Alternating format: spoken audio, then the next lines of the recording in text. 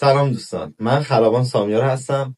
امروز میخوایم با دوبرمن 3 از کمپانی نیویوک یه پرواز داشته باشیم، ببینیم که چطور به اون پرواز میده.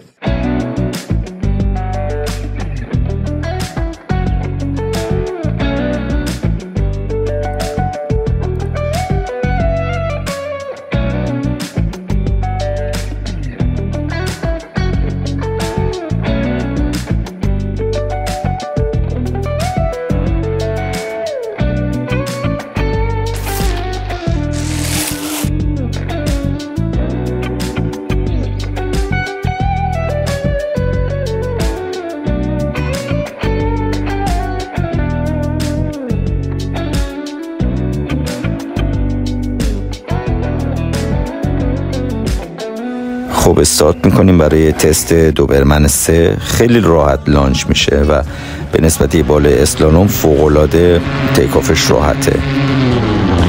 استیبل بودن بال این اطمینان خاطر رو به آدم میده، اینجوری تو ارتفاع لو پس بتونی تاگلا رو ول کنی اصلا. و این صحنه اینجا رو خیلی دوست داشتم، انقدر اطمینان داشتم نسبت به عمل کرده بال که میتونستم این چرخش رو تا هر جا دلم بخواد ادامه بدم. بله سرعتش هم که عالی.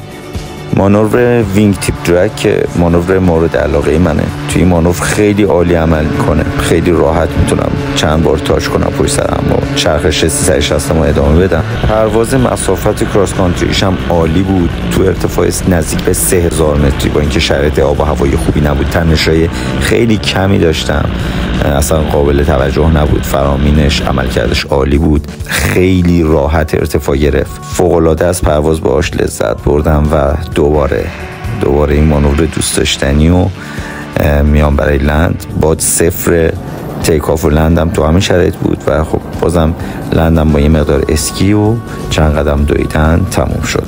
بچه‌ها این دوبرمن 3 سایز 19.5 متری بود. به زودی ریویو پرواز سایز 15.5 متریش هم میذارم، امیدوارم که لذت برده باشین.